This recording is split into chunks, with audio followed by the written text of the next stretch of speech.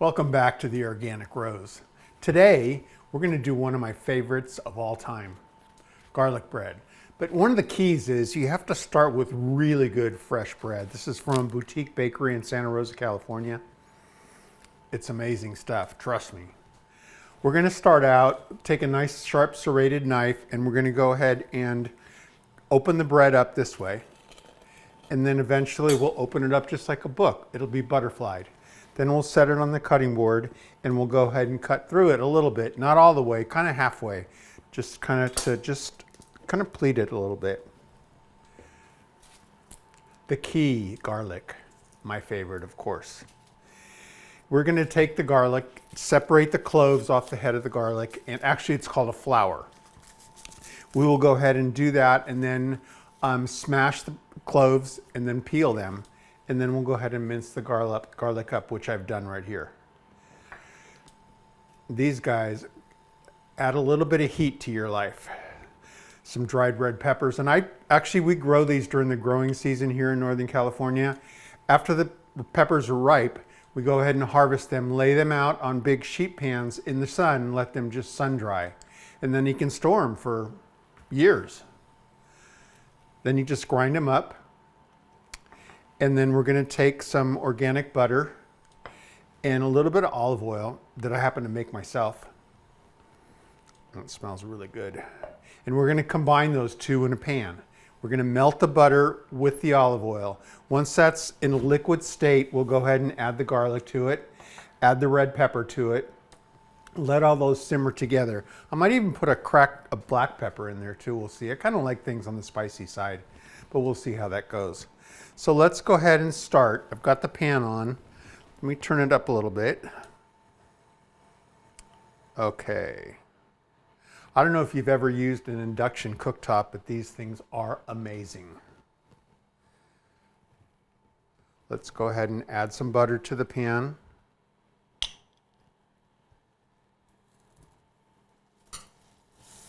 Yep, it's melting. More? Sure.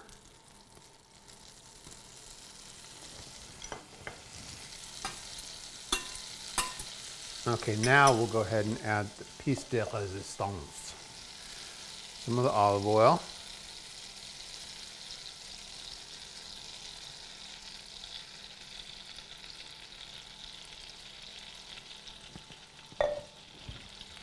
Okay.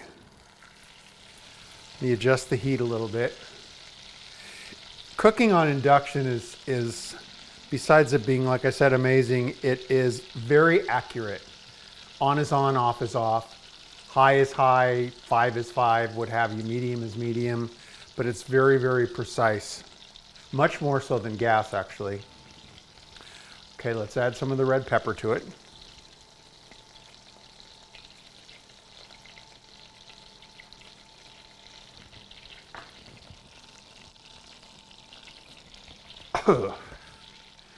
That's spicy. Okay, we'll add some garlic now.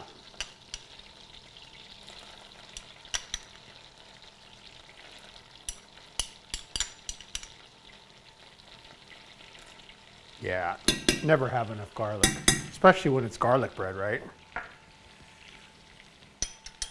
Okay. Let's stir it up a bit. You want to let it simmer for maybe about 5-6 minutes, something like that. Cooking's not really super precise like baking is, so you just kind of get the feel of it.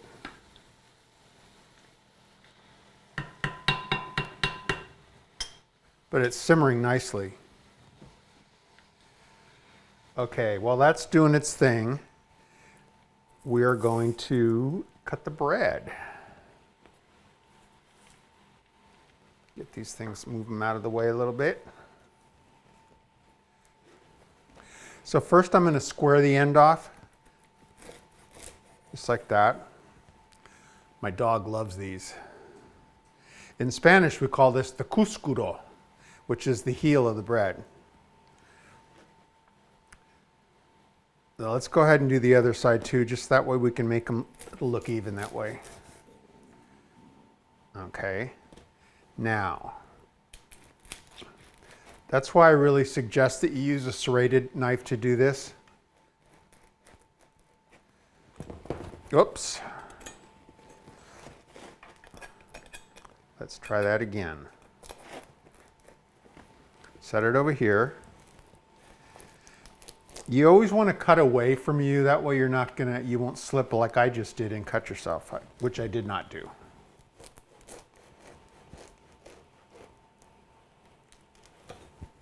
Turn it over. So you want to leave part of the backside intact, and that's going to become your hinge.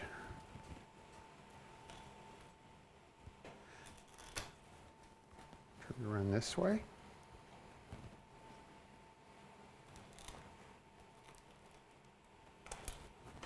So you can see how that becomes your hinge.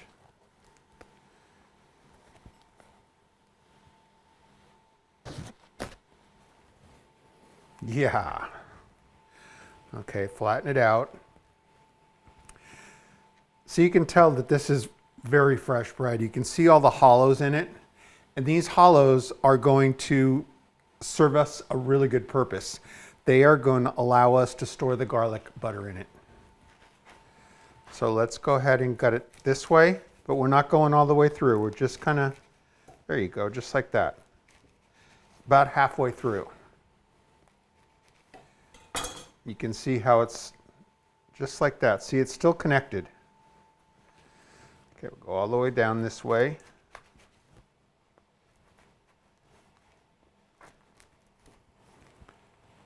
And since this is still connected on the hinge, I'm going to start right at the hinge, is where I'll put the point of the knife.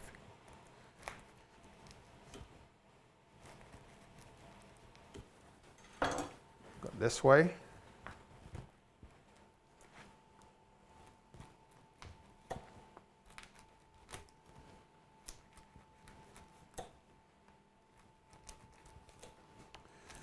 Nice.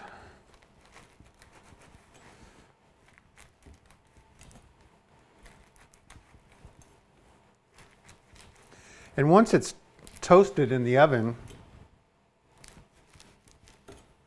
you'd be able to break it apart. So you just set the entire loaf right on the table in a basket, and then just pass it around the table, and people can just tear off what they want. Okay. This is the color I'm looking for. Just a light tan to the oil and the butter. The garlic's starting to get some color. We're going to take a pastry brush, get some of these crumbs out of the way. All right. And we're just going to brush the butter and oil mix right onto the bread. Easy peasy.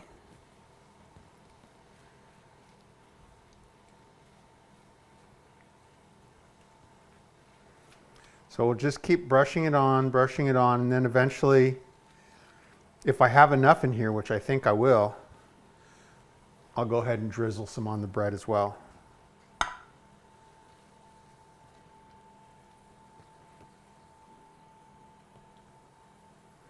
You don't need to add salt to this because butter has quite a bit of salt, unless of course you're using unsalted butter.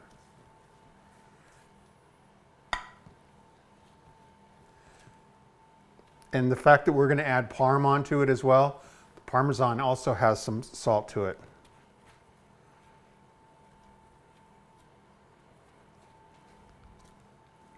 Okay. Now we'll just kind of, I'm going to get the nice bits of garlic and pepper in there.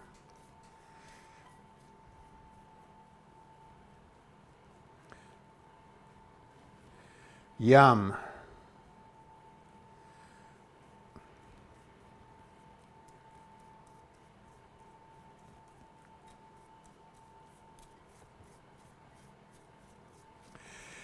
Garlic bread's not just for dinner, you know, or lunch for that matter. You can even have it for breakfast. Now we'll go ahead and take this shaved Parmesan. and just set it on the bread. No particular order, just randomly. You just want to keep them kind of a little bit spread out just so that it doesn't all the melted parm doesn't clump in one spot. There we go. A little bit more here, and then we'll just do this side.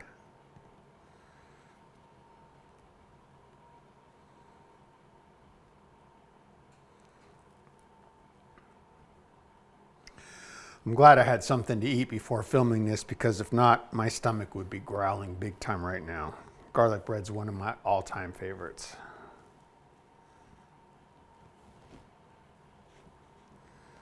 A little bit there. So this baguette loaf depends on what part of the country you are or what part of the world you're in. Bakeries make different size baguettes. Some are short, smaller, some are demis like that, some are larger even so. This will serve enough probably for, well, I could probably eat half of it. But if you're having a dinner party, depends on obviously what else you're having to go along with the garlic bread, but it'll probably serve about probably 4 to 5 people, maybe 6 people. And but once they get a taste of it, you may want to have a backup loaf, because yep, they're going to go for it. Trust me, they will.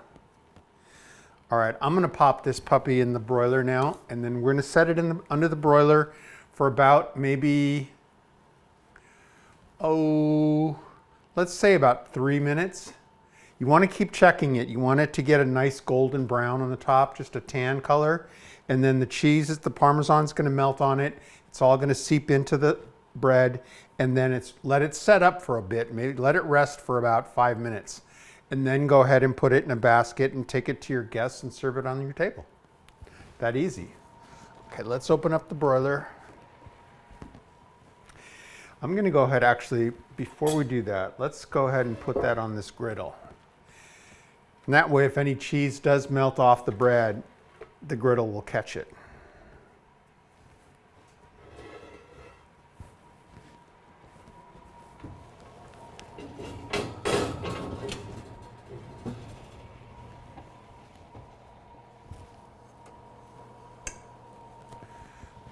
Okay, that looks very nice. Let's put these hot pads over here, and we're going to take the bread off and set it back on the cutting board. See it? The hinge came apart. Look at that. I had a really good friend of mine many years ago. That's when I was young. My friend's name was Mario, and he immigrated here from Italy, and he'd say, "Steve, that garlic bread is so beautiful. She's beautiful." All right. Let's go ahead and just break it. See how easily it breaks? Very nice.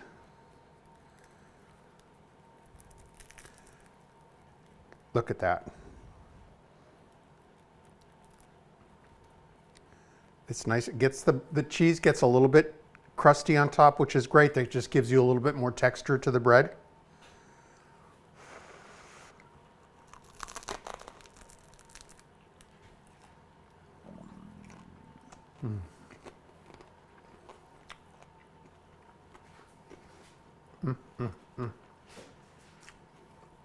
It's got a nice kick to it, a nice punch from the peppers.